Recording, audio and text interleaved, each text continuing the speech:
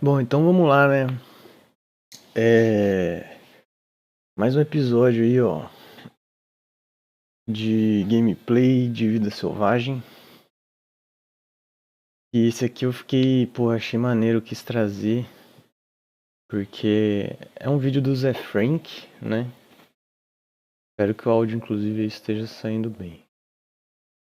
Ele é gringo e tal, eles têm também esses gambás lá, mas eles são mais comuns aqui, eu acho, né? Na América do Sul. Aqui onde eu moro agora não tem muito, mas até porque eu moro em apartamento.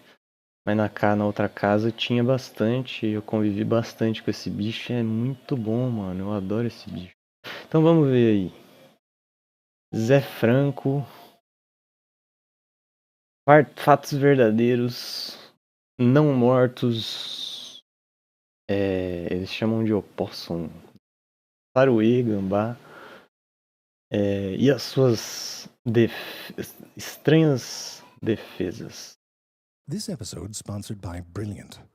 On a scale of 1 to dead, how dead is this opossum? Why do some snakes do this? Are they drunk? And will this opossum live to see another day? You're about to find out.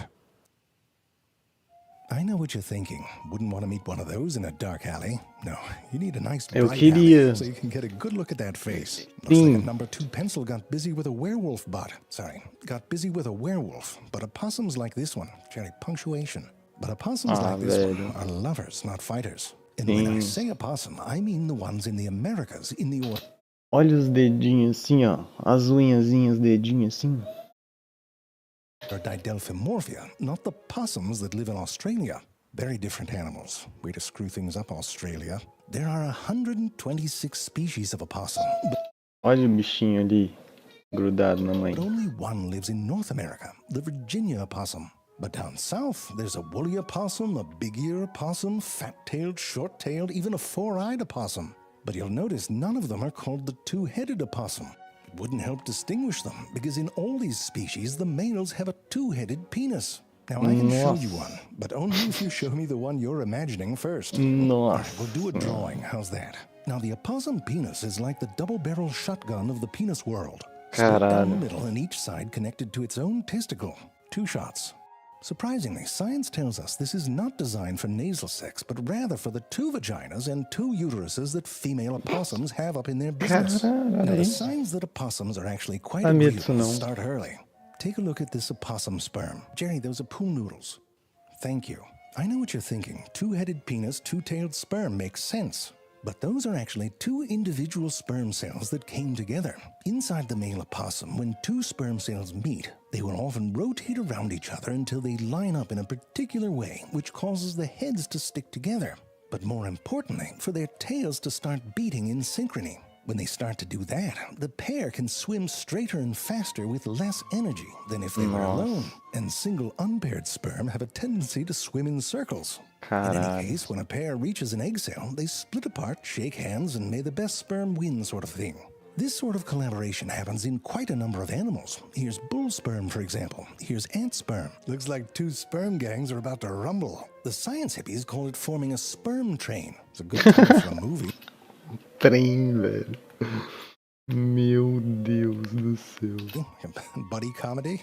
2 best friends wind up falling in love with the same girl? Or something like, many get on board, but only one will arrive. Sperm train, coming soon. No, too obvious.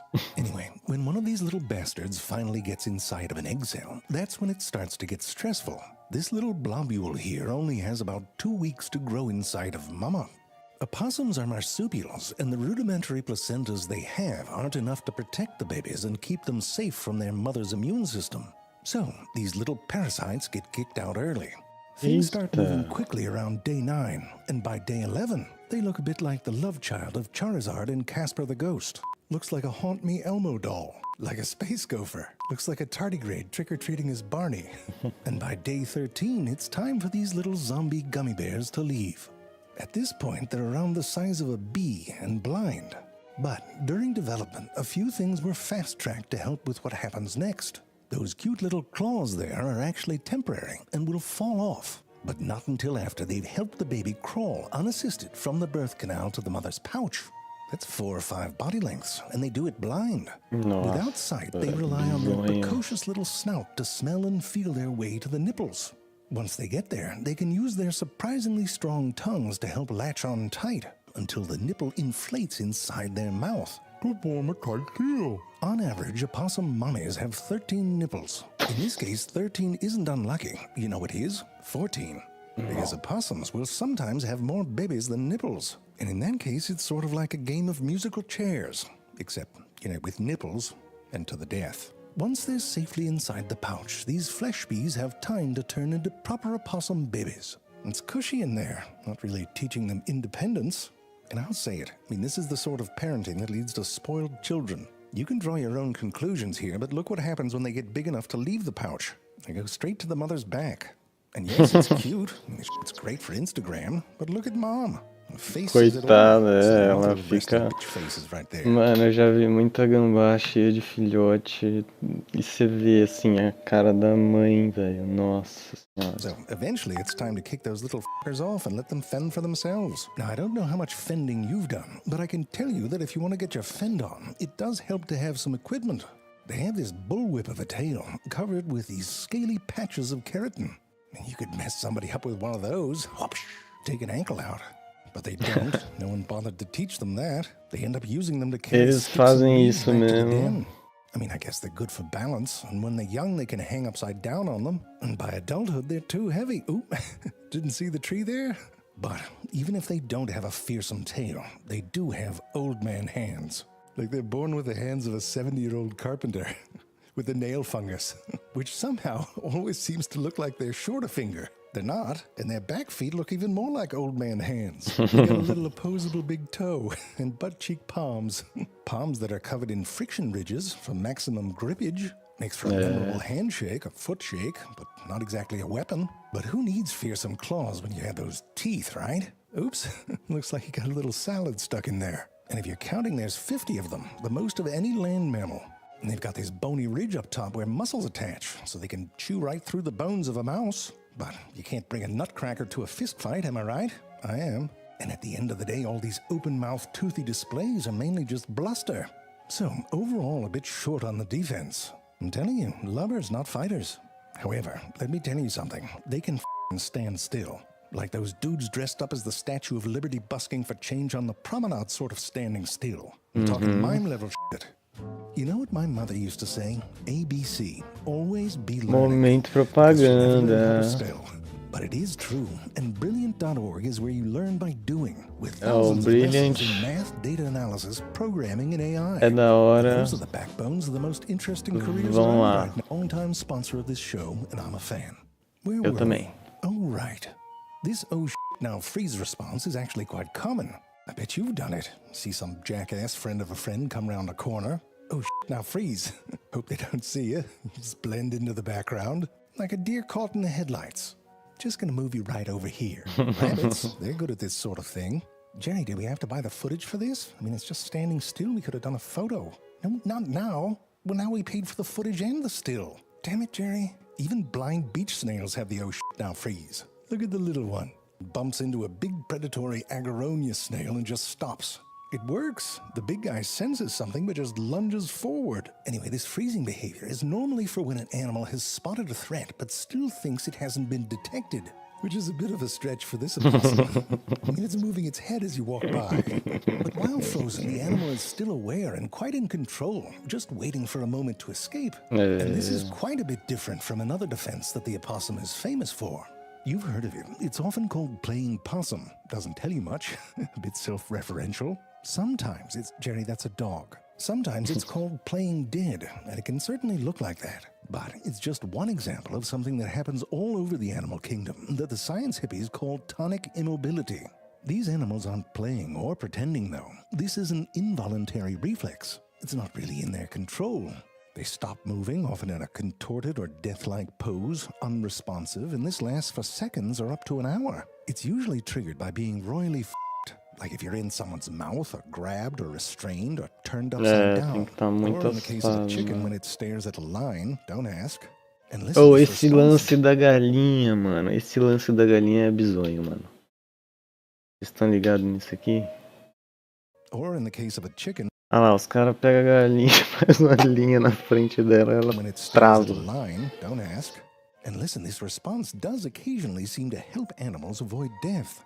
For an insect, it can actually be part of an escape plan. If you're holding onto a leaf like this wood tiger moth and you suddenly go stiff, you drop to the underbrush and disappear. Same thing if you're flying. Pew! Unexpected. It also might change the calculus of an attack. Battles between ant colonies are usually many against many. So if a vulnerable, soft-skeleton juvenile fire ant keels over, its attacker has to move on to the next fight. There's no time to check to see if this one's faking it. And in the same vein, if you live in large groups, you can use this to throw your friends under the bus. If there's a bunch of you running around and the predator thinks you're immobilized, then it might try for some bonus snacks, giving you just enough time to get away. And stopping a predator from trying to immobilize you can be a huge step towards living another day.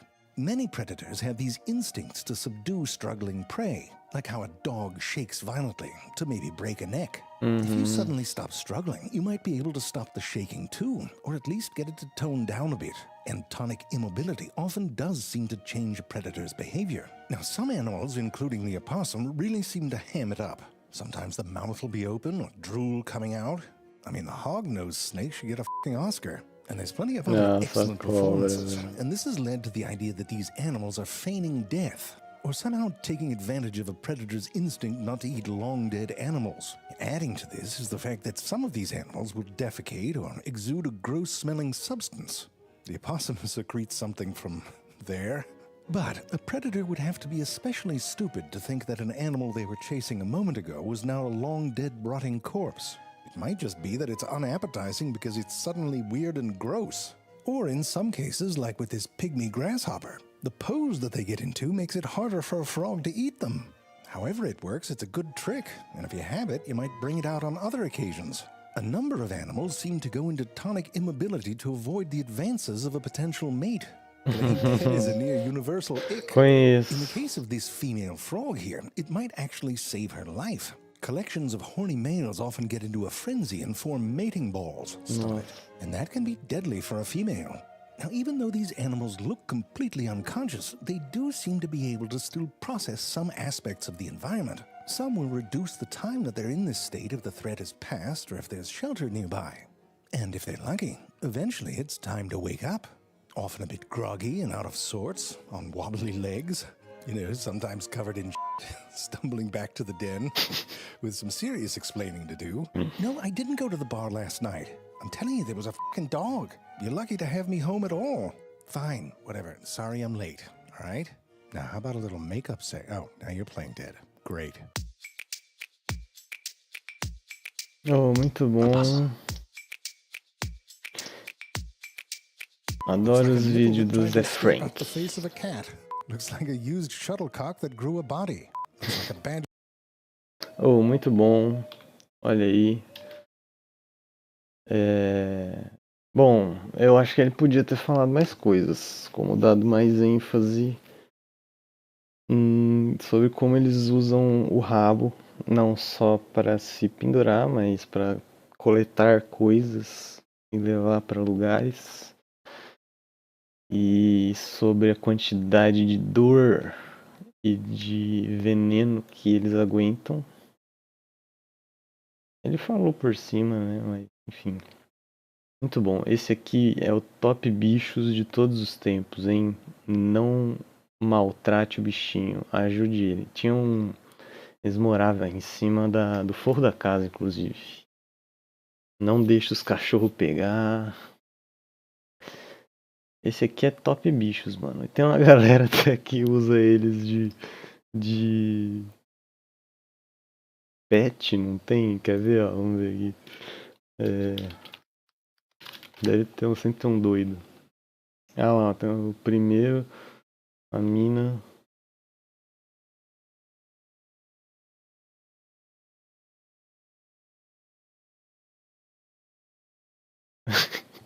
E eu tô aqui na casa da Xana Da Xan? Cris, TikToker. Ah, para, tira esse bagulho aí. O gambá de...